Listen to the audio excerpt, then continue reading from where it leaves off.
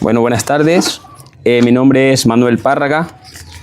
Formo parte de la Fundación Raíces y Sueños de San Isidro, y el día de hoy pues hemos venido a recoger historias de San Isidro, y estamos hoy día con una persona muy importante en el cual quiero que me ayude, por favor, con su nombre, la edad que tiene, su fecha de nacimiento, por favor.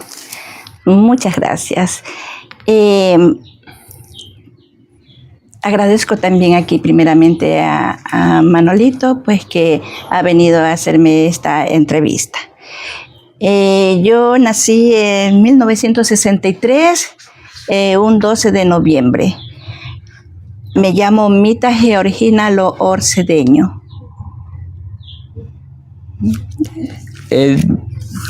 ¿Qué tiempo tiene usted viviendo aquí en este sector o en sí en San Isidro, o usted viene desde alguna otra comunidad? Nosotros nacimos en una comunidad en Monito de Eloy Alfaro. Luego los estudios todos los realizamos aquí en San Isidro. Mi familia es de aquí de San Isidro. Y ahí continuamos los estudios. Luego me fui a Guayaquil a estudiar. Mi esposo estudiaba en Quito, entonces hubo una química de que queríamos vivir en San Isidro, porque San Isidro es la tierra donde siempre quisimos vivir. Hubieron oportunidades de irnos a otro lado por trabajo, pero dijimos no, aquí es nuestra tierra. Y San Isidro, puede que salgamos a otro lado todo, pero regresamos a nuestro pueblo, porque San Isidro es vida. En su niñez, ¿recuerda algo de su niñez? Cuando usted tenía, o desde qué edad usted se acuerda al lado de su papi, de su mami y de sus hermanos? Mírate que tuvimos una infancia muy feliz. Siempre se lo digo a Javier, a mis hijos. Fuimos muy felices porque no nos faltaba nada. Principalmente mi papá y mi mamá se llevaban muy bien como pareja y nunca vimos algo que nos pudiera haber hecho truncar en el sentido de amar a las personas. Fuimos criados, somos 10 hermanos y todos vivíamos así como que en unidad, nunca nos peleábamos, aún todavía seguimos unidos. Todos estamos en familia, compartimos. Hay un día que le falta al uno las cosas. Si tú estás bien, nosotros también estaremos, y así todos nos ayudamos. Pero tuvimos una infancia riquísima, que todos los días era como que no pasara. Éramos muy felices y fuimos felices con nuestra infancia. Todos mis hermanos han sido una locura, una ricura de hermanos. Y mis padres ni que se digan. ¿Qué recuerda de sus padres? ¿Me puede ayudar con el nombre de su papá, su mamá? Mi papá se llamaba Ramón Ignacio Loor Zambrano, que le decían Patache. Y mi madre, pues, una señora muy conservadora, que se llamaba María del Carmen, y le decían Marujita. Ella siempre fue hogareña, siempre estuvo dentro del hogar como cualquier madre con aspiración a que sus hijos sean grandes un día. ¿Ellos a qué se dedicaban? ¿Cuál era el trabajo de ellos? De mis padres, agricultores. Labraban la tierra. Mi padre fue aserrador.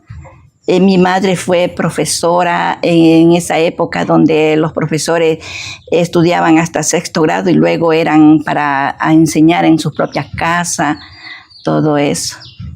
Mi madre fue como una mujer para ayudar a toda la comunidad. Ella hacía de todo. Una líder. Sí, una líder dentro de la familia, para enseñarle a los trabajadores a estudiar. Le enseñaba, o sea, sin cobro nada. Desde que le cosía sus botas, era todo, tejía sus petates, hacía sus canastas, o sea, ¿qué no hacía?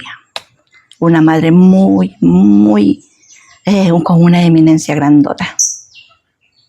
lo económico de su familia con su papá y su mamá? ¿Era su papá labrando en el campo, trabajando Sí, en la agricultura y su mamá también Sí, era ayudando? una costurera, pero de las Qué de bien. categoría. ¿Y recuerda algo tal vez de sus abuelitos? ¿Usted tuvo Sí, la oportunidad de conocer? mi abuelita fue, ¿cómo es? Partera. Sí, Mire. fue una excelente partera que ya cuando tenía como sus 60 años venía a estudiar aquí a San Isidro, esos cursos que daban. Ella cada día se quería superar. También fue una excelente señora. Fue la parturienta de casi toda la zona. Se llamaba Ramonita Mero. Mi abuelito Antonio Cedeño, él era de Rocafuerte, pero aquí ya llegaron a vivir y eran parte como de San Lorenzo, de por allá ellos. ¿El lugar donde ustedes vivían, tenían vecinos? ¿Se llevaban bien con los vecinos cuando ustedes eran muy pequeñitos? ¿O cómo Sí, era ese? requete bien, porque eran los familiares hermanos de mi padre. Entonces nosotros ahí nos criamos como ahora, como hermanos, todos los primos, las primas, todo era, pero era una distancia como los vecinos eran como de unos 10 kilómetros, 5, 10 kilómetros de distancia, donde casi no era que tenía por eso éramos muchos nosotros, entonces socializábamos con nosotros mismos, pero había unas épocas donde toda la familia se reunía, la del sitio, y eso era Semana Santa. Mi padre, todos llevaban a nuestra casa, porque nosotros vivimos en un lugar que era como que nadie sabía si existíamos. Para acá era de Cantón Sucre, para acá de Eloy Alfaro y para acá de Convento, entonces era un punto. Un punto Estratégico para vivir como salvaje. Sí, eso, nosotros tuvimos una infancia muy buena. Luego, cuando ya llegamos a la edad de 9, 10 años, ya nos mandaron acá a San Isidro a estudiar y eso fue muy, muy bueno porque veníamos todos en grupo, buscábamos una señora para mi padre para que nos acompañara. Todos los fines de semana íbamos a la finca y los días domingos regresábamos. ¿Qué costumbres tenían ustedes como niños en esos tiempos? Los juegos, las costumbres, lo que nos enseñan nuestros padres, lo que nos enseñaban, ¿no? Desde la casa, dentro de la casa, las costumbres que ustedes tenían. La costumbre era que las niñas, pues, en casa, lavando platos, barriendo, lo que eran las niñas. Y los varoncitos abajo cargando la leña, buscando la fruta, cargando el plátano. En esa época también había lo de la palma. Entonces todo el mundo hacía esas labores, que salíamos de clase y era a recoger el café, ayudar en lo que era el cacao, todo. O sea, era una familia que hacíamos de todo, desde los niños pequeñitos. Y eso, fueron buenos valores lo que también inculcaron sus padres, porque me imagino que así como dice, vivían todos entre hermanos. Sí. Hubo ese respeto entre ustedes todo el tiempo, el mayor cuidando al menor y heredando, porque eso en la vida siempre ha pasado en las grandes familias. Sí. En el campo, que el más grande va dejando la ropa para el más pequeño, o las mujercitas igual el vestidito para la más pequeña. Exacto, así era, o sea, el compartir, te digo que mis padres eran muy rectos, mi papá, no que bravo, pero era como que todos obedecíamos. Y mi madre igual, que siempre nosotros decimos, para nosotros mi madre nunca castigó, nunca, y fuimos muy educaditos, muy respetuosos. Mi madre nunca castigó y mi padre peor, él siempre fue de los alcahuetes, de lo que si había que comprarle a un hijo una moto, se la compraban con sacrificio, pero había para ayudarlos. ¿Algún recuerdo de los juegos que tenían con sus hermanos? En eso que jugaban, que a las escondidas, la gallina ciega y otros juegos que habían en esos tiempos. ¿Algún recuerdo bonito de esos o alguna anécdota de esos juegos? Es que, ¿qué te digo? El juego de nosotros era el naipe, pero no teníamos moneda para apostar. Entonces habían los saquitos de de azúcar, de ese recortábamos, le poníamos el logo de la moneda, depende de qué, entonces eso apostábamos. Y eso era maravilloso porque ya te venía el fin de semana y estabas haciendo ya los papelitos, poniendo los dólares. Claro. La moneda, la monedita de sucre. Un sucre de 5 reales. Entonces esa era nuestra niñez. Pero en eso fue como más grandecito ya, pero pequeño era el coger los mates, hacerle patita. Para mis hermanos, mi madre nos ayudaba a hacer las hojitas de maíz, las muñecas, los huevitos, le poníamos cabellito con la mancha de plátano, todo eso, o sea, eran diferentes, pero todo hacíamos porque el hermanito otro hacía sus corralitos y nosotros hacíamos las casitas, las muñecas y ellos ayudaban a hacerlo y nosotros también. Entonces fue una infancia riquísima. Yo recuerdo también de mi edad, de mi época, que se hacían los carritos de la lata de sardina rellenas con un poco de pilas. Sí. Porque era lo que se utilizaba en esos tiempos. No sé si ustedes también... Sí, lo mismo, sí. No, soy un poquito más, pero no tanto. ¿En su familia acostumbraban a rezar? ¿Les enseñaron algún rezo cuando estaban junto a sus padres? Mi abuelito de parte de papá, mucho, eso sí, todos rezábamos, estábamos ahí, o sea, allá no teníamos chance de ir a la iglesia de niños porque era complicado. Y entonces mi abuelito era como el curita de nuestra familia, ya por las tardes, rezar, al acostarte, todo eso, o sea, eso lo tenemos de parte de mi abuelito, de parte de padre. Ya, ¿y se acostumbraron siempre a que su papá o su mamá les diera la bendición antes de dormir o esa costumbre no había dentro de casa? No había la costumbre porque mi padre salía quizás un pretexto. Mi padre compraba ganado, entonces él era arriero, que andaba comprando ganado y llegaba tarde de la noche.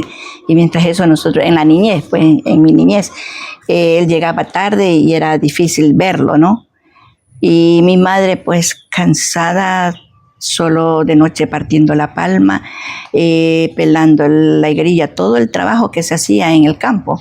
Entonces ella como que todo el mundo dormíamos de niño y ella se quedaba.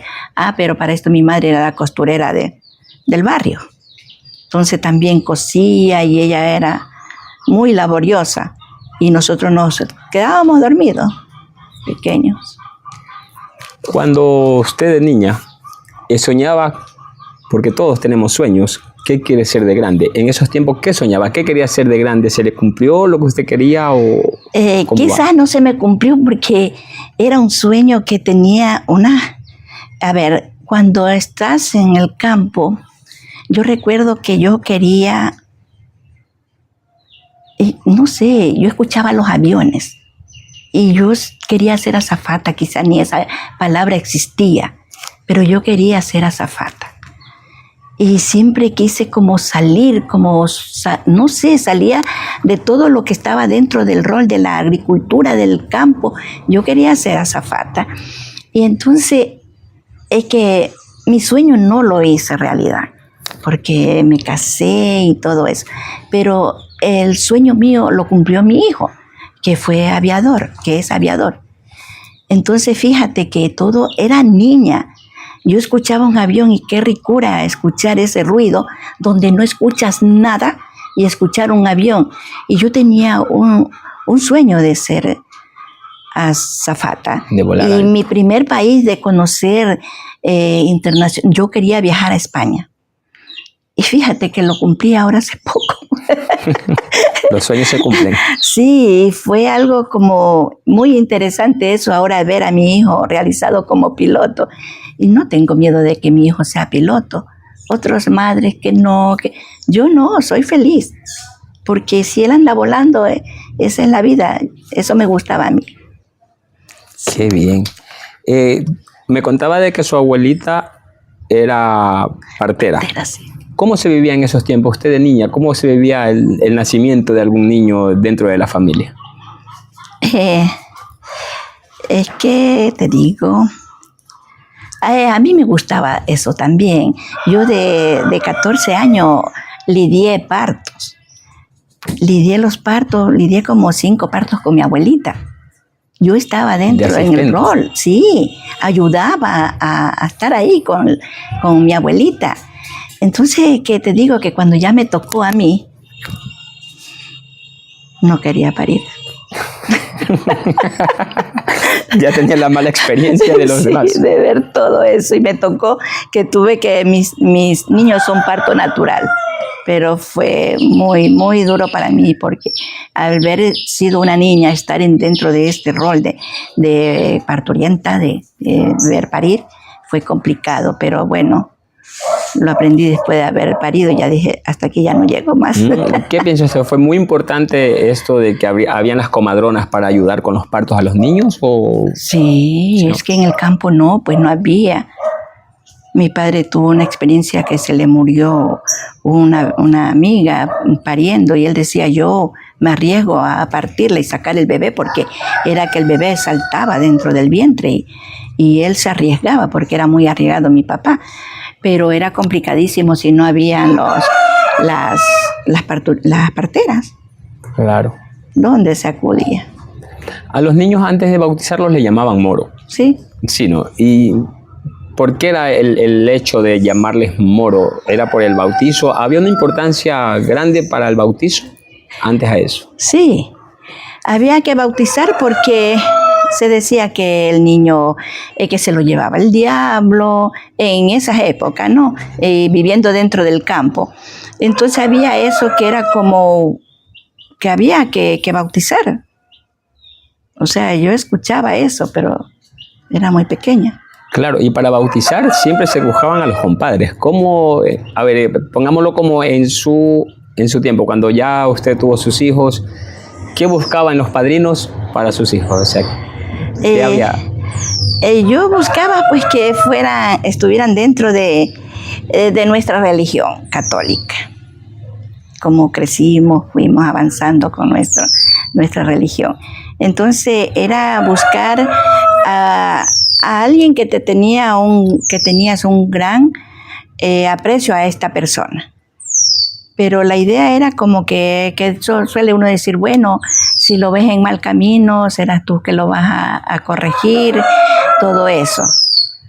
Eso buscábamos en nuestros hijos. Claro, yo creo que como padres siempre buscamos esa parte de que si yo fallo, si yo falto, sí, está el padrino que según la creencia en el bautizo se dice aquello de que llega a ser su padre sustituto en este caso, en caso de los padrinos. Así es. Yo creo que es de esa manera. Cuando fue a la escuela, ¿a qué edad fue a la escuela? ¿Antes de ir a la escuela ya sabía algo o todo lo aprendió en la escuela? Sabíamos algo, porque mi madre era profesora, te digo, o sea, del campo. Entonces, nosotros fuimos a la escuela como ahora se va al kinder, muy pequeñita, de 4 o 5 años. Y luego algunas de nosotros tardamos en terminar la primaria con una edad de 12, 13 años. Alguna terminó de 10 años porque mi mamá nos tenía preparados. Fueron circunstancias de la vida que, por ejemplo, mi hermanita le dio un derrame facial. Entonces ese año nadie estudió porque había que atender a mi hermana. Entonces así fueron, y ahí por eso fuimos avanzando, a veces nos quedábamos, pero fueron circunstancias que no terminamos a una edad de 12 años, pero la mayoría terminamos de 12, 13 años. Y luego al colegio, a pesar de ser muchos, tuvo la oportunidad de ir al colegio. Sí, mi madre trabajaba mucho para mandarnos a educar. En la escuela, ¿alguna anécdota que recuerde o todavía recuerda alguna de sus compañeras? ¿Sigue siendo amiga de sus compañeras de escuela o ya no está muy cerca? En nuestro medio sí siempre te encuentras con alguien de la escuela porque él es pequeño, ¿no? Por ejemplo, del colegio, ¿puedo decir del colegio? Del colegio sí, o sea, mis compañeras de aquí, qué lindo, siempre que nos encontramos. Luego, yo como estudié en Guayaquil el segundo, el tercero y quinto, a ver, cuarto, quinto y sexto, en Guayaquil, mis compañeras todavía las tengo. Ahora mismo se han reunido y yo no pude ir por todo lo que ha pasado, que está pasando, que uno no puede andar con tranquilidad. Ajá. Pero mis amigas están todas ahí. Tengo una de mis mejores amigas que vive en España y ahorita está aquí y no he podido irla a visitar, pero siempre nos encontramos. Es como una familia que tengo yo por allá. Claro, yo creo que los primeros amigos que uno tiene los consigue en la escuela. Sí. Amigos, amigas, es la escuela, luego el colegio y la universidad, pero creo que los que más se quedan son los del colegio. Los del colegio, porque sí. Porque es donde tienes una edad ya. Exacto. Donde tienes conciencia de todo. Sí, sí. Entonces te quedas con eso. ¿Se acuerda de alguna travesura tal vez en la escuela o en el colegio con sus amigas y sus compañeras? Es como alguna travesura. Bueno, en la escuela del campo, que estaba pequeñita, vendían los troliches. Uh-huh. Uy, qué ricura esos troliches que le ponían una esencia de no sé qué, todavía no la encuentro. Entonces, había una amiga que era como bien pícara. Y como éramos más pequeñitas, pues en la escuela siempre hay niñas grandes. Y ella me decía, anda a comprar. Entonces, como una niña de 5 años, me fui a comprar. Regresé con los troliches, la profesora me estaba esperando. porque me había escapado de la escuela, pero era así como un trocito. Pero yo decía, yo no fue que quise ir, ella me mandó. Entonces eso es como que desobedeces. Pero fue bueno, esa de los troliches. Y muchas más. Ya en el colegio habían unas compañeras muy chispeantes en la escuela, 6º grado, todo eso, pero son anécdotas bonitas. Sí. Ya en su época ya de adolescencia, usted acompañaba a su papá, a su mamá de pronto a las fiestas. Iban a las fiestas antiguas que se hacían donde habían juegos de ronda. ¿Se acuerda de alguna canción de eso? Que sí, ¿cómo es el sombrerito, el baile del sombrerito? Tengo mis buenos amigos del campo, don Wiener, que se nos fue. Uh-huh. Sus padres hacían unas fiestas hermosas y nosotros compartíamos con ellos. Sí, todavía, o sea, la familia se te queda por esos encuentros, esas fiestas. El que mi padre no te deja ir al San Pablo, pero es que los vecinos eran lejos. Teníamos que ir caminando por los montes, ahorita ya no voy. Me da miedo la culebra. Entonces mi padre, no van a la fiesta de San Pablo. Y de repente a mi hermano le manda a ver los zapatos que los había dejado, una culebra salió del zapato. Todos se arreglan y se van a la fiesta. O sea que también tuvieran anécdotas, porque de esto de San Pablo, la creencia, ¿no? Sí. Que no vas o no puedes mandar a alguien o no cumples con lo que ofreciste para San Pablo, de que te aparece, te aparece. Sí. Entonces mi padre era como que mi padre no era tan cerca a la iglesia, pero él tenía como una devoción a San Pablo, porque siempre es como el guía del campo. El San Pablo que se lo tiene, ¿no? Entonces él todos los años iba donde una cuñada, llevaba todo para celebrar el velorio de San Pablo. Entonces a nosotros nos dejó ese legado de que teníamos que seguir yendo, y sí, seguimos yendo, pero ya no hicimos más de acá, entonces con los niños y todo eso, pero siempre vamos a un lugar que haya un San Pablo para estar ahí compartiendo. O sea, aún comparte la fiesta de San Pablo. Sí. Usted es católica y creyente en los santos. Exacto. ¿Algún juego así que se acuerde, aparte del sombrerito, alguno que usted jugaba? ¿O alguna canción de estos juegos? ¿Alguna? Bueno, habían los chigualos, uh-huh. Habían las canciones del niño, el 2 de febrero, en diferentes casas. Y era... Siempre ha habido otras fiestas católicas. Usted más recuerda las de San Pablo, pero aparte de eso hay otros que hacen de las Marías, de las Dolores, de los San José. Bueno, Dolores se celebraba donde mi tío, cerca de la casa, pero no tan cerca. Mi tío Atil Olor.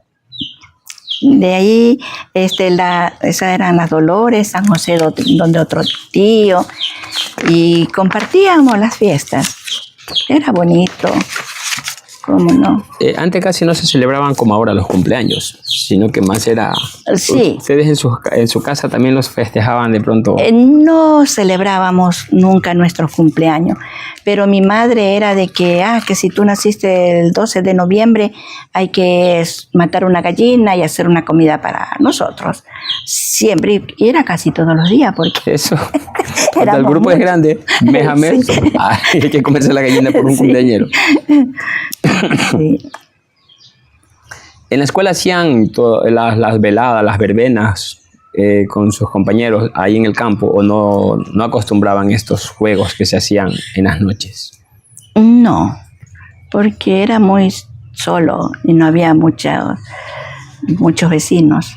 Lo que sí, cuando estábamos en la escuelita, ahí que mi padre recolectaba a todos los vecinos de lejos, y ahí se hacía una escuelita y ahí cantábamos el fin de semana, como el día viernes, algunos 2 años, y recolectábamos la basura, barríamos, dejábamos la escuela barrida, todo eso.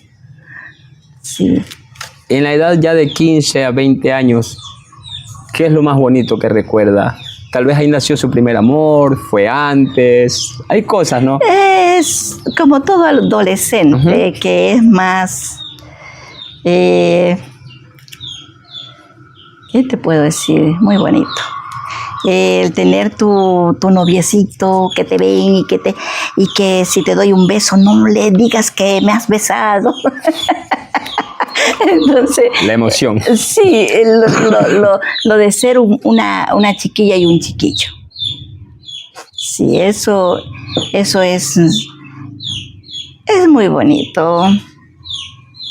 Yo creo, como dice Javiquito, es que hay que pasar por primero, segundo, tercero, cuarto, quinto y sexto. No te vas a pasar de primero a sexto. Siempre hay que ir escalando. Los escalones van uno a uno. Sí. Si te saltas uno, te puedes caer. Sí. Exacto. ¿Alguna forma de enamorarse en esos tiempos? ¿Cómo fue la forma de enamorarse en su juventud o su primer amor? ¿Recuerda algo como era con cartas, con recados que le mandaba con los alcahuetes? ¿Cómo funcionaba en esos tiempos? Yo fui de que no. Era muy arriesgada, ¿qué te digo? Si no me gustaba que hubiese un alcahuete, sino que directamente es que como que, ¿qué te digo? Eso no lo veía para mí. Por ejemplo, mi primer noviecito, él fue en el colegio, en que tú estás en segundo y él en tercero, y que te ves y que sales de la escuela y que estás viéndole y todo eso. Y que sales y vienes acompañado hasta el parquecito, porque nosotros vivíamos allá donde los Velasco. Y entonces era todo bonito. Y que solo así, de un besito y tocarte y chao. ¿Cómo conoció a su pareja actual, o sea, su esposo? Es una historia. ¿Cómo se conocieron? ¿Dónde nació eso? Éramos de aquí de San Isidro. Ya. Él se fue a estudiar a Bahía. Yo seguí aquí en mi pueblo querido. Y él se fue a estudiar. Hasta ahí no lo conocía, siendo de aquí de San Isidro, porque se fue muy pequeño, como de 11, 12 años. Se fue de aquí de San Isidro. Él me lleva con 6 años. Entonces era una chiquilla, para él ya un adultito, grandecito, que no es tan grande. Él nos fue, mira, que yo vivía en Guayaquil y él estaba en Quito y él venía para acá en la fiesta que uno se encontraba. Y mi tía era casada con un primo de él y lo busca de padrino. Mi tía, la que está ahora en España, se llevaba súper que bien conmigo y me busca a mí de madrina. Pero nada que ver, nada. Y de allí ya fuimos al bautizo, bautizamos a la bebé, todo. Yo una chiquilla de 19, 20 años. Nos vinimos a la fiesta y bailamos y todo eso. Él es muy tímido, pero ahí como que ya se le aflojaron las tuerquitas, les digo. Fue muy bonito. Desde ahí empezamos a salir, pero no a salir, sino que como que él viajaba a Quito, yo venía para acá y yo me iba a Guayaquil, y en ese son nos dividíamos. Y ahí estuvimos casi como 4 años. 3, 4 años estuvimos en que ya nos llamábamos por teléfono. Fue muy bonito. Y de allí él se recibió, pues, y se viene acá a San Isidro y se puso a dar clase en el colegio. Entonces, ya ahí, ya como antes de clase, él todo ya fue más frecuentando a visitarme, ya, o sea, desistimos, ya fuimos novios, y de ahí pasaron, qué sé yo, como unos 6 meses, nos casamos. Yo me vine de Guayaquil a estudiar aquí. Entonces, eso fue como un agosto. En plena fiesta de agosto nos casamos. Pero eso es otra historia. ¿Ya? Mi padre todo, nunca chévere, todo. Pero no íbamos a casar, ¿no? Pero no había carro. Y mi suegro estaba aquí en el carro. Casi carro no había. Ya. Entonces estaba en el colegio yo y Javier va en un carro y me va a ver, y ya tenía todos los papeles acá para que firme. Y entramos así, yo con el uniforme, y firmé y nos fuimos. Nos casamos. Se casaron así de rápido, Así, sin fiesta. sin fiesta. Que íbamos, el camino era por aquí, por La Chonta, por Eloy Alfaro. Y íbamos por ahí y mi padre venía con todas las gallinas guindando en el caballo para hacer una boda y compartir con la familia, todo. Ya no hubo tiempo. Se quedó con las gallinas colgadas para la fiesta. Sí, fíjate. Pero no hicieron fiesta. No sé. ¿Ya ustedes se fueron? Nos fuimos. Sí, nos a fuimos la luna de miel. A la luna de miel nos fuimos a Colombia. Entonces, yéndonos, mi suegro nos deja en Sesme y nos subimos en un Aray. Y cuando mi suegro atrás del carro, ¿qué pasa? La cartera con toda la plata. Antes se cargaba plata, toda la plata. Javiquito dice, o sea, siempre fue así. Despistado. Y todo esto, y ahí sí, ya mi suegro ya llevó la plata, él paró la Aray, porque fue un trámite. Y eso fue muy bonito, nos tuvimos fiesta. Sí, estamos contentos. Porque a veces las fiestas son como que wow. Luego de eso, ¿a qué edad ya tuvieron su primer hijo? ¿O qué tiempo después de haberse casado? Enseguida. Enseguida tuvieron. Sí. En la luna de miel mismo. En la luna de miel quizás. Estuvimos enseguida, ves que mi hijo es uno nacido el 85, mi otro niño el 86 y mi niña el 87. Se cerró fábrica y ahí sí, a trabajar se ha dicho. Claro, porque si no, imagínese si no cerraba fábrica. Y la experiencia ya luego de ser madre, llegar a ser abuela, ¿cómo fue esa experiencia? Y esa experiencia me la dio Karen con mi niño mayor. Eso es como que no duermes toda la noche, pero a mí me venció el sueño cuidando a mi nieto. Y ahí estar solo pendientes de ellos, y tengo el privilegio de tenerlos aquí casi todo el tiempo de su vida, de los niños. Ser abuela es lo que nunca podías dar quizás a tus hijos. Es una experiencia pura, rica, en todo sentido, porque antes era que no había tiempo para atender a nuestros hijos. Sí, es normal, porque en que estás trabajando, haciendo esto, pero ya cuando llegan tus nietos, que ya estás fuera de todo ese trabajo, ya hay tiempo para todo. Es el que no es que somos protectores como que solapamos a los nietos. No, es que a nosotros nos mandaron para ser abuelos, no para, o sea, es para como a los niños contentarlos, todo eso. En cambio, nuestros hijos no, si no hay, no hay. Pero esa es una ley que a nosotros nos hacen ya como abuelos más protectores, de consentirlos.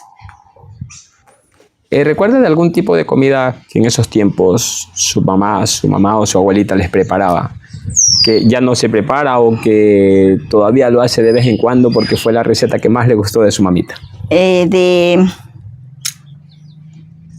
mi madre siempre hacemos que nos hacía de niño, era una pechuga con platanitos que le llamaban guayjas, y eso ponía y nos preparaba, pero ahí se cosechaba todo en casa, pues el cilantro, la cebolla, era por todo. Entonces era una comida muy exquisita que siempre la hacemos, pero siempre decimos y la sopa de arroz de mamá, esa que no podía faltar cuando los niños estaban purgados. Y mi abuelita, hay un pastel que lo preparamos en honor a ella. Ella era pastelera, mi abuelita. Entonces preparaba un pastel que tenemos la receta por ahí y es increíble. Y hace una semana mi nuera vino que le preparara ese pastel. Eso va cortado en capas y se le va poniendo los manjares. Otra capa, otro manjar, otro, o sea, llena de manjar, y luego se aplasta y ahí se parte. Eso es una ricura.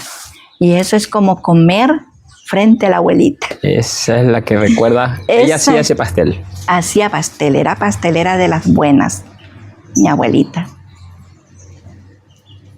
Bebidas, ¿qué tomaban en esos tiempos? ¿Agüitas de hierba o siempre el café, la leche? ¿Qué tenían ustedes dentro de su alimentación como niños? Era el café y la leche. Y como le decían, el gloriado de hierba Luisa.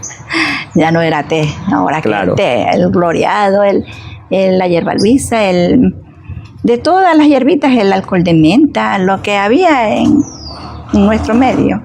¿Hacían la chicha tal vez? La chicha de maíz. Sí, solo para fiestas. Claro, sí. Se hacía siempre, fiesta para nosotros no organizábamos fiesta, pero la chicha siempre se hacía en el cumpleaños de mi padre, pero solo para la familia.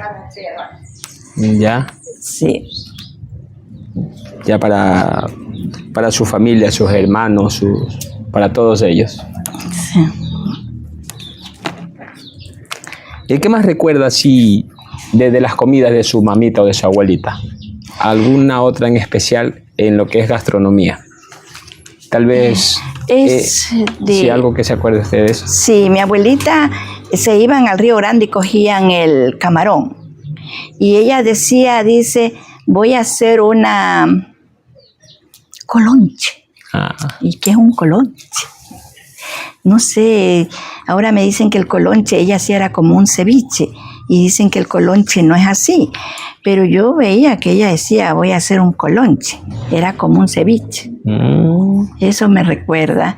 Y bueno, ella hacía panes de manjar por dentro, esos panes que vendían, de la comida que siempre veíamos, las roscas que mi abuelita hacía. ¿Usted aprendió a cocinar de su mamá o de su abuelita o por sus hermanas? ¿Usted es una de las mayores, intermedio? ¿Cómo intermedia, pero es por eso que mi marido está flaco. ¿Nunca aprendió a cocinar? No, en la cocina no fui buena. Aprendí en Guayaquil porque ya me obligaba a que tenía que cocinar, y lo iba a preguntar cada comida, iba a preguntar a una amiga que cocinaba, que hacía como en restaurante. Entonces iba, sí, que sí sé preparar bueno, pero no soy para estar ahí en la cocina. Lo tradicional de ustedes como familia, su abuelita hacía este pastel. Luego lo aprendieron ustedes como nietos. ¿Sus hijos también o sus nietos están aprendiendo a hacer ese pastel para seguirlo disfrutando? Es que yo les enseño a mis niños que están pequeños, mis nietos, les hago esto, pero ellos todavía no tienen noción. Y pues bueno, mi hija por ahí ve, pero no, ella no es pastelera. ¿Y entre sus hermanas o sobrinas? Mi sobrina sí, pues la Che, pues. Ya, Ámbar. Ámbar. Sí, y de ahí no, nadie, todavía no encuentro. Mi nuera ahora que está empeñada en aprender a hacer ese pastel, quizás. Eso, lo importante es que quede la herencia, en este caso de la abuelita, y que lo sigan aprendiendo y que la familia siga disfrutando de ese pastel. Exacto. La herencia, me imagino que su abuelita también tuvo que haberlo aprendido, tal vez de la familia. porque siempre se hereda, porque uno prueba algo en la familia y dice, no, esto me gusta, yo voy a preguntar cómo se hace y me lo voy a aprender a hacer, y te quedas con esa receta. Fíjate que un poquito lo de la Semana Santa. No sé si usted se ha dado cuenta de que organizamos una Semana Santa familiar. Eso mi padre lo hacía. Así, entonces nosotros nos quedamos, más que todo yo, soy una de las iniciadoras, me encantaba preparar comida para la Semana Santa y darle a las personas, todo eso.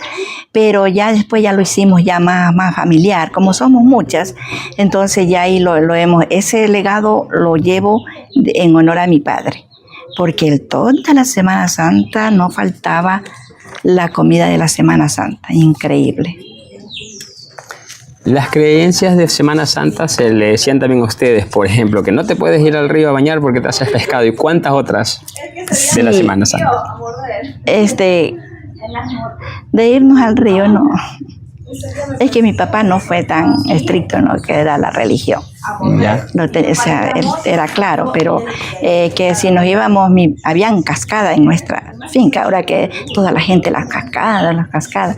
Nosotros vivimos como éramos millonarios. El paraíso. El paraíso. Teníamos su una propia cascada, pero era increíble, pues nada que esas. Entonces mi papá antes de la Semana Santa trabajaba todo, entonces nos arreglaba toda la montaña y íbamos a la cascada, que estaba como a unos 300 metros de la casa. Entonces no teníamos, antes de la Semana Santa la vivíamos con más ricura, que se dice. No teníamos miedo a que nos íbamos a hacer la ballenita porque eran piedras. Eso, pero o sea, en muchas otras personas sí tienen esa experiencia de que el papá le decía, no te vas a bañar. En mi caso sí también, ¿no? No se pueden ir a bañar porque se convierten en pescado. No puedes ir a jugar pelota porque estás golpeando a Cristo. Y así un montón de cosas que nos ponían, cosa que la Semana Santa era estar en la casa. No podías ir a cortar nada, a recoger nada, sino que todo ya tenía que estar en casa. Exacto, sí. Eso lo vivimos con una tía en una época, que quizás sería unas 2 veces. Mi tía todo lo tenía, todo hecho. Una tía bajaba al patio. Puedes imaginarte en el campo. Claro. Y estar ahí encerrado arriba. Y ahí era que se jugaba el naipe, pero ya el diablo que llegaba. Y venía mi tía, tenía esa radio todo el día prendida de la religión. Eso creo que nadie lo sabe. Eso todo el día pasaba la radio prendida, escuchando solo de Jesucristo, de tal. Eso como que todavía así, cuando te recuerda, era como, más bien era como tenebroso escuchar eso de niño. Claro. Pero sí, no teníamos miedo. Y además de la Semana Santa, ¿cómo vivían ustedes la Navidad? Como hijos también, con sus hermanos, en la finca, con su papá, con su mamá. En la finca nunca vimos lo que era una Navidad. Simplemente mi madre nos hacía un arbolito. Ella leía mucho, y no sé cómo lo lograba. Escuchaba mucho la radio y nos hacía esos arbolitos de la palma. Ya mi padre salía a San Isidro, compraba la pinturita y nosotros haciendo bolitas de naranja, envolviéndola en papelito y armábamos nuestro árbol de Navidad. Pero eso era todo. La Navidad esa era. Arreglar el arbolito de Navidad con todos los chiquillitos nosotros. O sea, no existían que los regalos, el intercambio de regalos que ahora en la actualidad. No, nada de eso. Los regalos eran ficticios. Yo me recuerdo que hacíamos nosotros los cartoncitos o algún arbolito cuadrado, un pedazo de palo que estuviera por ahí cuadrado, lo cogíamos, lo envolvíamos con papel, lo pintábamos y eso eran los regalos para nosotros. Porque nosotros también éramos 11. Bien, casi. Familia grande. Sí. Algo que le haya marcado en su vida. La pérdida de algún familiar, de su papá, su mamá, de su hermano, hermana, algo que le haya marcado tan fuerte a usted. Como dice mi sobrina, no me toques ese bal. Mi hermano, el que se ahogó. Él era como un hijo.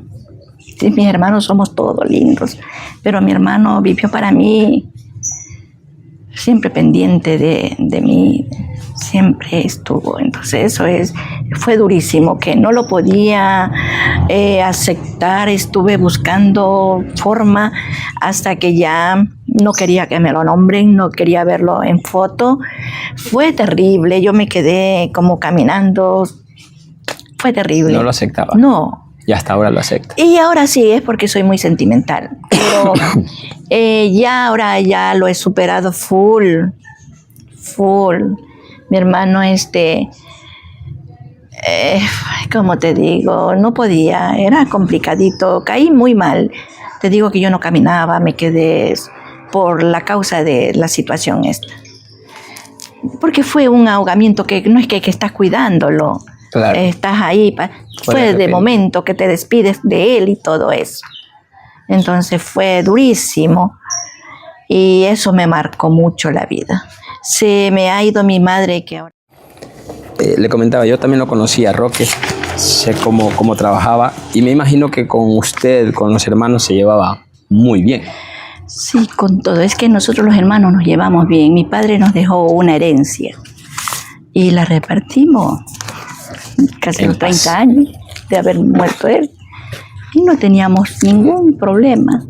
Que si a ti te toca otro trocito, que si no. Nunca tuvimos problema. Por eso nosotros decimos, no tuvimos una educación buena y que si no. Y hemos aprendido a vivir con la familia más que todo. Nunca tuvimos un desacuerdo. Sí, no le digo, recién hace unos 7 años que se vendió la finca porque ya como que ya, ¿quién se quedaba a cargo de la finca de mis padres? Ya todos crecieron. Sí, cada uno hicimos nuestra vida, tuvimos, entonces. Sí, ya los nietos tampoco, ya no. Y es que es ya lejos no para ir para allá. A la finca. Ya te digo que de nieto todavía no puedo hablar. De mi madre sí, pero los míos están... Sí, y ya también se fueron a estudiar, por ejemplo, los nietos de mis padres. Uh-huh. Yo tengo 3 y ellos todos se fueron a otro lado. Eso le digo, los nietos de la herencia que quedó, o sea, ya cada quien hizo no es como que se case uno y se vaya allá a vivir. Exacto. No, ellos salieron. Y sí que a mi hijo mayor le encanta lo que es el campo. Por él yo tenía más la finca allá, que yo había comprado algunas partes. Y no quería, pero ya mi hijo se fue y ahorita me dice, vuélvela a comprar, me dice. ¿Quiere volver al campo algún rato? Sí. La ropa típica que ustedes utilizaban era normal del campo, sus botitas, su pantalón, en el caso de los hombres, y en el caso de las mujeres, sus vestidos largos. ¿Cómo recuerda usted esos momentos? Es que me da por decir, mi madre era muy moderna. Ella estaba viendo la moda, no es que era una costurera, uh-huh, de caché, se puede decir. Entonces, ella siempre nos vestía, era al día. No usábamos la ropa que en el campo se usaba. Sí. ¿Ya? Vestíamos normal, pero bonito. O sea, ropa del día, la moda, todo lo teníamos ahí. En cambio, la gente en el campo pues usa la vestimenta que es normal de ellas, los largos, los pantalones, todo. Acá no nos vestían bien. A la moda. A la moda, era al día.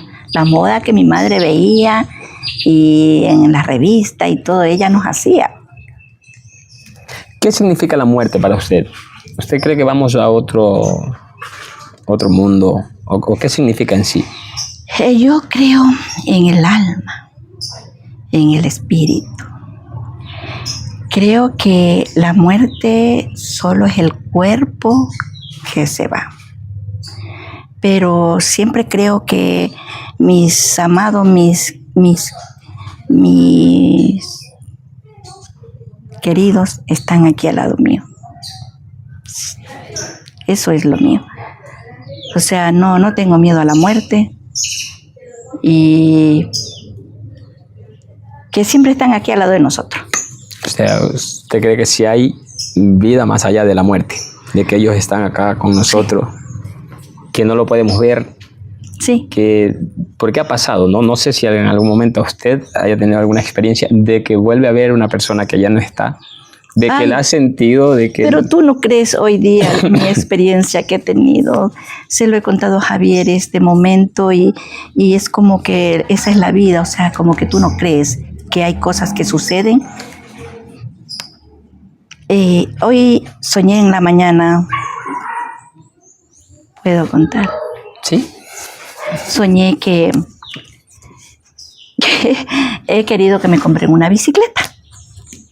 Amo la bicicleta. Sí tengo, pero yo quiero una propia de mujer de los 60. Ya. Entonces, mi hijo, el que está en España, dice, no, ¿para qué tienes bicicleta? Que tienes moto, que tienes eléctrica, que tienes... Pero yo quiero una bicicleta y mi hijo dijo que no. Y yo le pedí al que me traiga el que está en Bahía. Y ya me lo iba a comprar el otro que no. Entonces, cuando llega acá, ¿y qué le pasó con la bicicleta? No, es que Luis dijo, y dijo Javier, vaya, cómprenle la bicicleta. Pero no me la han comprado. Hoy en la mañana sueño que mi madre, yo me subo en una bicicleta que cargaba una señora, no sé si la conozco, Angélica Moncayo, suegra de don Eddie Intriago. Y andaba en una bicicleta así como una chopper, así grande.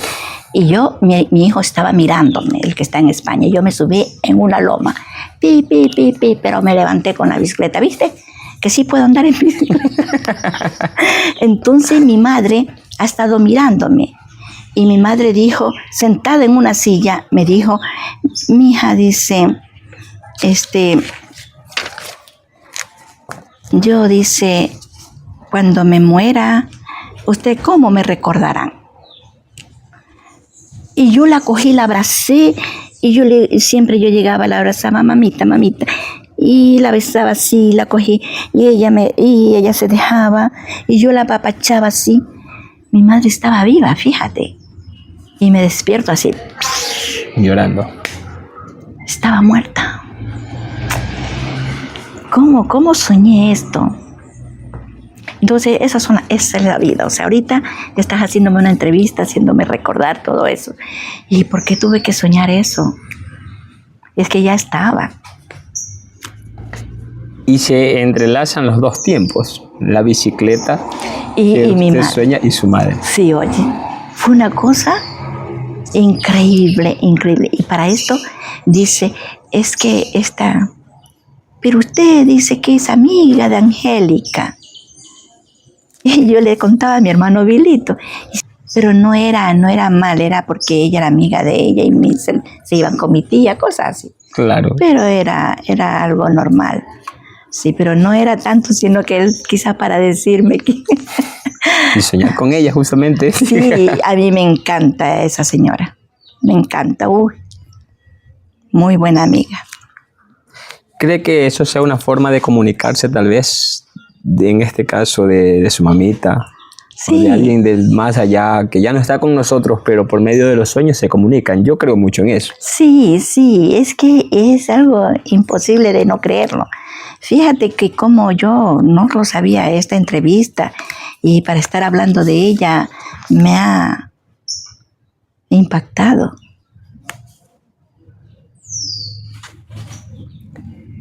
La cultura montuvia en sí, usted tuvo la experiencia porque vivió mucho en el campo. Aún estando acá en el centro, digamos en la parte céntrica de San Isidro, ¿sí? ¿Qué importancia hay en nuestro medio del montuvio o de la gente del campo? ¿Qué importancia es que ellos estén allá en el campo, que trabajan, que luchan, que su vida es cotidiana? ¿Los alimentos que salen de allá es muy importante para nosotros? ¿O qué piensas en ese sentido? ¿Es valorado el trabajo de ellos? No, por ello sufro mucho. Yo viví en el campo, después que nos casamos vivimos en la Chonta. Es muy duro. La gente del campo, yo no entiendo cómo es que se sobrevive. La gente del campo bota una gallina y se le come el gavilán los pollos. Siembran el maíz, se lo sacan los negros. Es una cosa durísima. Con mi experiencia puedo decir que el agricultor es una eminencia. Y yo sigo amando a la agricultura. Mira mi campo. Tú supieras cuántas variedades tengo de hasta una lima que toda mi vida quería tener. Tengo todo aquí, en este trocito. Ajá, sí veo. Desde el zapote, la grosella, todo tengo en este trocito. Me encanta, tengo el café. Ese café que tengo allá, mi hermano que se ahogó, me lo dejó sembrado. Y me decía, dice, esto es para cuando tus nietos llegan, que no saben qué es el café. Ahí está. Y tengo de todo. Todo tengo aquí. A mí me encanta la agricultura, pero me da mucha pena por los agricultores. Sufren muchísimo.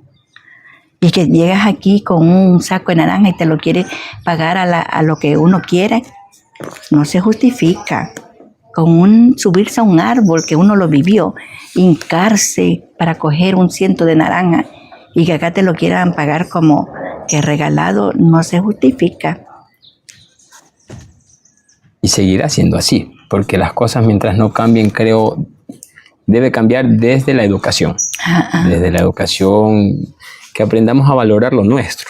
Sí, sí. Porque la verdad que la gente en el campo, el producto que sacan es como usted dice, ¿no? Cuando, por ejemplo, alguien trae una gallina del campo, la viene a vender acá, y él pide cierta cantidad, porque en realidad esa gallina se come un montón de plata en el maíz. Sí, pues. Y en toda la alimentación que le estaba dando. Pero viene con cierto precio y viene con la esperanza, no, yo voy a vender esta gallina por lo menos en unos $14. Sí. Pero viene acá el comprador y te dice, no, te doy 10. Ahora, tú vienes con la necesidad de venderla porque de pronto no tienes lo económico para comprar lo que necesitas llevar. Exacto. Una medicina, alguna Sí. cosa que necesitas llevar del centro. Y ahí es que se aprovechan los compradores. Sí. Y la gente del campo no alcanza su meta, que era llevar $14. Ojalá ya aprendamos con el tiempo a valorar aquello. En la parte medicinal, de las plantas medicinales, su mamá utilizaba mucho, cuando ustedes se enfermaban, utilizaba algún tipo de plantas o algunos remedios caseros, o siempre les llevaba al médico. No. Médico era complicado. Por la lejanía. La lejanía, sí. Entonces, es que mi abuelita también era como médica, pues. Entonces, Claro, era partera y a la vez. Sí, sabía mucho de medicinas naturales. Entonces, ahí, por ejemplo, había que el espanto, que la ni sé cuánto, y se preparaba ¿cómo es? El trago, el aguardiente, contrabando, y lo preparaban y luego lo flotaban a todos los niños que tenían fiebre y se curaban. Entonces, todo se hacía a través de la medicina natural. Se le hacían los té de cualquier monte que fuera medicinal. O sea, donde mi abuelita lo que más había eran montes de curar, pues, los enfermos. Ella era la doctora del sector. No podía faltar. ¿Y usted aprendió alguna de todas estas plantas, aprendió a preparar algún jarabe, algún agua? En jarabe casi no, pero en lo que es los montes, sí, para curar a mis hijos, yo soy de parte de lo natural. Claro. Yo hacía eso y hacía mi enjumbre, dice mi hermano. Para curar los ojeados. ¿Usted Los curaba también? ojeados, y todavía seguimos con eso. Y seguiremos. Sí, Porque yo, mientras- tradición hasta a mis nietos le hago ver a mi hija que hay que hacer eso. Sí, a mi hijo, ponga un alcohol, póngale una menta, alcohol de menta, la planta, Ajá. todo y eso. Muchos curan con plantas medicinales y esto. Hay personas que curan igual, o sea, que van dentro de la misma creencia, ¿no? Con agua bendita, con una vela bendita para luego pasarle y todo esto.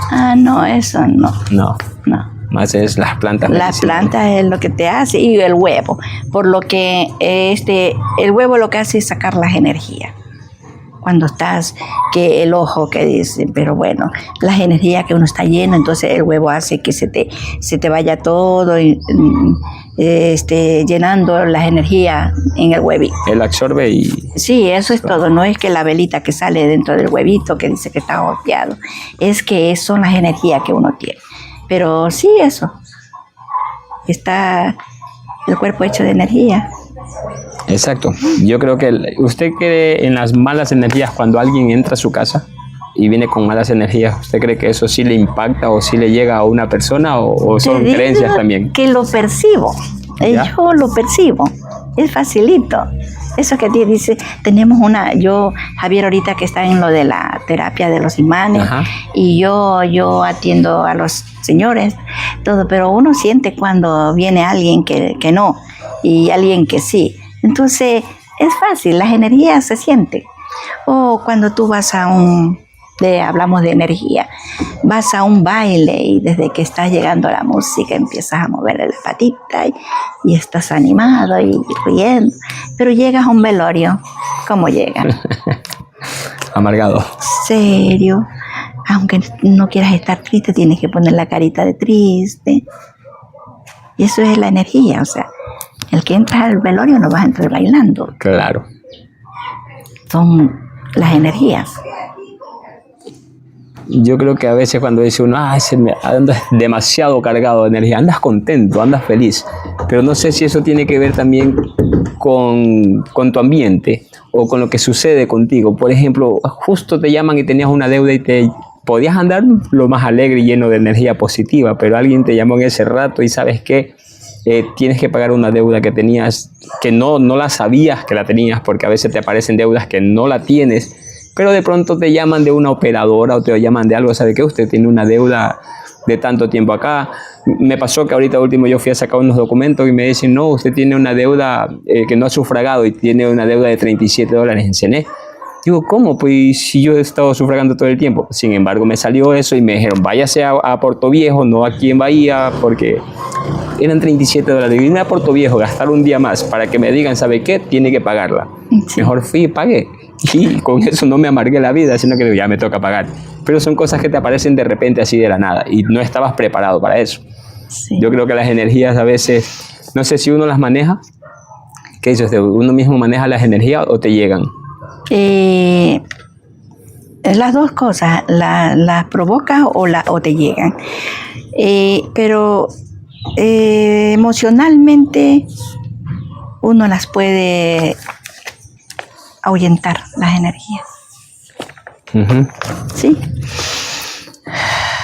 Botar es malo. Se fue. La Casa Montubia, por ejemplo, donde ustedes vivían, la Casa Montubia era en sus tiempos como toda Casa Montubia en el campo, una casa alta con un granero debajo, una bodega grande. Se dividía la cocina, que era un poco más alto el techo, con el comedor, que era el techo bajo, y la sala nuevamente era alto. Esa era la típica. Sí, sí. ¿Usted recuerda mucho esas casas? Mi casa que compré allá arriba era así. Yo la hice, la separé. La cocina la hice, el comedor, todo. Porque veía que había mucha denigración a la mujer. ¿Cómo vas a estar la mujer cocinando y todo el mundo en la mesa sentado conversando? Entonces yo... Una sola. Una sola. Y siempre tengo mi casa una sola área. Sí, yo creo que también anteriormente se hacía esto, la Casa Montubia, de esa forma, aparte del machismo. Sí, sí. Yo creo que porque todo se cocinaba a leña. En la actualidad se cocina con energía ya la eléctrica o cocinas con gas, pero en esos tiempos todo era leña, entonces todo ese humo que se elevaba sobre la cocina, si tenías un mismo nivel con la sala o con el comedor, se juntaba todo. Sí, así eran la casa creo de que nuestros padres, sí. Era una de las... Pero aparte de eso, el machismo. ¿Qué piensa usted del machismo? ¿Existía mucho el machismo? ¿Sigue existiendo en la actualidad? Bueno, en la actualidad todavía, pero no entiendo por qué en la casa de mi padre no existió el machismo. Es que no se veía que se maltratara más que todo a mi madre, mi padre, nunca. Si llegaba gente, mi mami se levantaba a hacerle comida y ahí le servía de comer y estaba en la mesa con él, con los señores que llegaran. Nunca hubo maltrato de que si lo estás viendo, que si alguien llegó para que lo atendió. Quizás eso sí se veía en otras casas, pero nunca. No. Por eso usted sí logró ver el machismo dentro de su familia, digámoslo, fuera de su... Vivimos con una familia cerca, sí, pues. Claro que sí. Vivimos con una familia que la vivimos muy dura, porque la señora siempre llegaba sangrando por la nariz, por los oídos, le daba puñete, entonces ver esas cosas era durísimo. Vivimos esa experiencia, pero no más en mi familia. con mis padres. Nunca vimos eso. El avance tecnológico cada vez como que aleja más o llega más al campo y se van perdiendo las tradiciones del Montubio. ¿Usted qué cree que sería bueno hacer por esto, para seguir manteniendo? En el caso de la fundación, tratamos todavía de hacer muchas cosas como para mantener nuestras costumbres de Montubio. Pero la tecnología, ¿cree usted que sí va afectando esto para que se pierdan las costumbres montubias?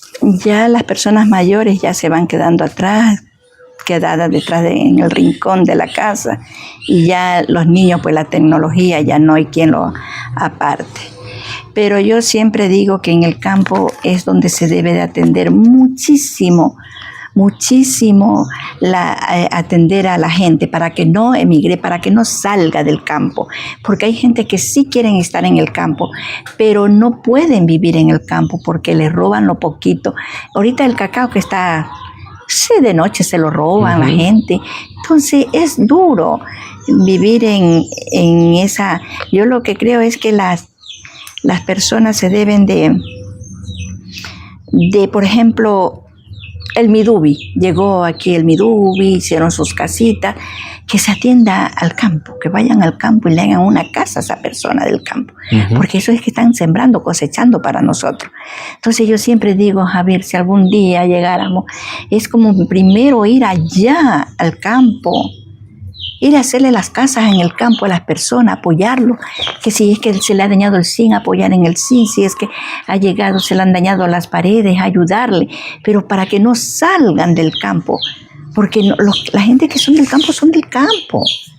Hay algunos que sí salen con ese don, pero ya no hay gente en el campo, ya no hay. Cada vez se pierde más. Sí, se van yendo a trabajar a las ciudades grandes. ¿Qué van a hacer allá? Por eso, pero todo esto es con el avance de la tecnología, creo yo, ¿no? Porque cada vez podemos ver a los chicos del campo. Yo también soy del campo, pero mis hijas no quiero que se queden en el campo, sino que surjan en la vida y estudien. Entonces ahora ellas están en la universidad, por ejemplo. Y ahora te da la facilidad también, incluso las universidades o colegios, que estás en tu casa y desde ahí puedes estudiar. Sí, por eso puedes digo estudiar. Que sí, hay algunos que otros, por ejemplo, en la casa había unos chicos que ellos no quieren estudiar y no le entran y nada, y son autóctonos de la laguna. Entonces ese tipo de personas, yo digo, más bien es apoyarlos para que sigan cultivando, porque para eso sí son pilas. Irlos allá a incentivar, a darles charlas, como a que te enseñen a sembrar un pimiento. Quizás te lo enseñan mejor que el profesional que va a enseñarlo. Cómo debes de cortar el cacao, todo eso. Entonces yo digo, para que no se vengan esos grupos de personas, salgan mejor, apoyémosles. Yo sería capaz de comprarle un televisor, que no se muevan de la casa, si es que no lo tienen, pero ahorita ¿dónde no hay un televisor? Sí, es verdad, hay mucha gente que adora el campo, que realmente, a pesar de cómo se viva, porque en el campo no te mueres de hambre, para empezar, que no puedes vivir con riquezas, es otra cosa, pero eres rico, eres libre. En el campo tú tienes todo. Si tienes una finca con ríos, tienes ganado, tienes tus animales, tienes todo, o sea, vives a tus anchas, rico en la pobreza. Sí. Eso es vivir rico. Yo siempre he dicho, eso es vivir rico. Sí, porque uno que más quiere es ser feliz. Sí, en cambio ser rico y vivir pobre, tienes todo, pero no tienes nada fuera de esas cuatro paredes, no tienes amigos, no tienes nada. El pobre en su campo ya trabajó hasta tal hora, se va a jugar pelota, a disfrutar. La esposa o los niños salen y conocen a otros niños y todo eso, a pesar de trabajar en el campo y de tener sus poquitas cosas, pero se vive rico. Sí, eso es lo que yo digo. Un poquito de la política, ¿por qué no atender a la gente del campo? Yo siempre he pensado en eso, ayudar mejor a la gente del campo. Ahorita hay casas del Midubi que las pidieron y las dejaron botadas ahí. Mientras que la gente del campo quieren seguir viviendo y no pueden porque ya la casita se les cayó, ya no hay madera para hacer casitas de madera. Muy bien. ¿Algún mensaje tal vez para la juventud que va a ver o para sus familiares que en algún momento van a ver este video, esta entrevista? ¿Qué puedo decir? Que estoy muy congratulada de que me haya tenido esta experiencia y que bueno, quedan muchas cosas porque no estaba previsto y que algún día quizá escriba para poder expresar más mis sentimientos, mis conocimientos, todo lo que pasa en la vida, que me encanta vivir, ser feliz y tener mis árboles. Vivir el momento. Vivir el momento. No hay cosa más linda que vivir el momento. Sí. Yo también hoy día lo he vivido lindo, escuchando muchas cosas lindas de su pasado, historias como la que pasó, que se casaron así de repente y se fueron, y sin embargo se iban yendo sin dinero, y todas esas cositas. ¿Sabes cuántos años tenemos de casado? 40 años. Y es como que sí fue ayer. La llama del amor sigue ahí arriba. Así como dice Javier, no quiero envejecer, así mismo tengo el amor. O sea, como porque uno dice, ya estás envejeciendo, ya tienes que estar acá. Cuando que hay envejezca, amor. dijo por ahí, para que se envejezca el cuero. Yo sigo siendo el mismo, yo sigo bailando, yo sigo riéndome, Sí. Yo sigo gozando. El cuero es el que está viejo. Sí, así es. Y bueno, yo también pues doy un poco gracias a Dios porque todo lo que tengo, mi esposo, una excelente y maravillosa persona, y mis 3 hijos que son una locura para nosotros como pareja. Buenos chicos, siempre estamos todos unidos para salir adelante. Bueno, muchísimas gracias, le agradezco un montón. Le recuerdo que esto va a estar dentro de las redes sociales de la Fundación Raíces y Sueños. De aquí sacaremos partecitas para libros con su historia. Hay mucho por contar. Va a ser transcrita y luego, bueno, si usted lo desea ver todo el video completo, pues ya le pasaré el link para que usted lo pueda ver. Ya, gracias, muchísimas Manolito. gracias. Le agradezco mucho. Muchísimas gracias y será en otra.